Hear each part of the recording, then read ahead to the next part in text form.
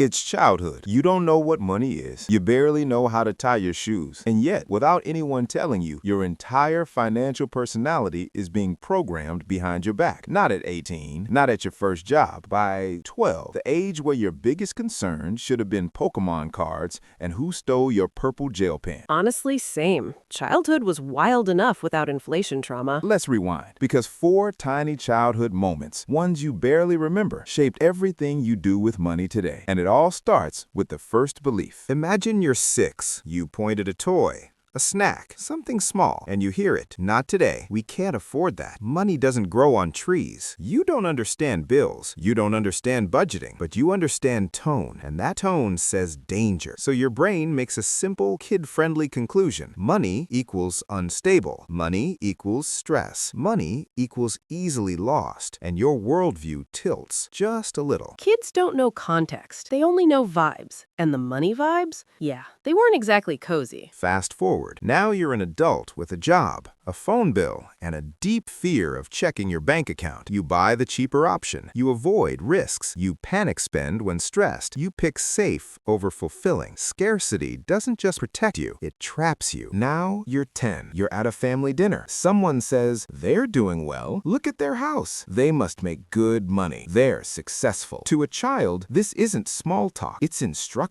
Your brain quietly downloads belief number 2. Money equals worth. Money equals identity. Money equals permission to be proud. Imagine tying your self-esteem to paper rectangles. Adorable. And very human. Suddenly, adulthood feels like a scoreboard. You compare salaries. You feel behind even when you're fine. You chase titles, brands, upgrades, not because you want them, but because you fear being less. This belief doesn't inspire improvement, it inspires exhaustion. Then there's the quiet one, the belief nobody means to teach you. Adults start whispering about money, lower voices, long pauses. Don't ask that. It's rude. We don't talk about money, and your brain translates silence into something heavier. Money equals taboo. Money equals shame. Money equals don't look too closely. And voila, you grow up budgeting like you're defusing a bomb. As an adult, this turns into avoidance. You don't negotiate. You don't ask questions. You don't plan. You avoid checking your balance. You pretend everything's fine. Silence feels polite, but it's incredibly expensive.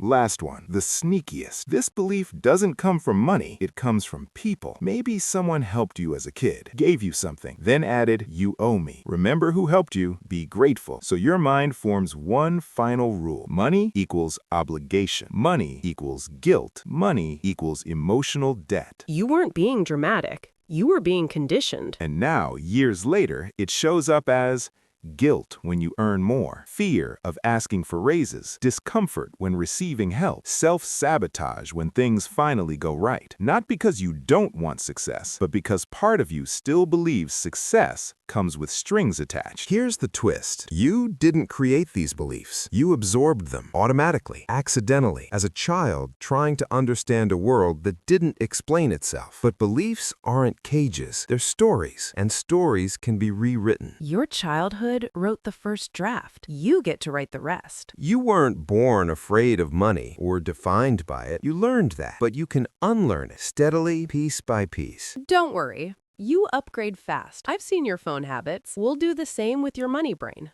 Minus the 48 tabs you never close.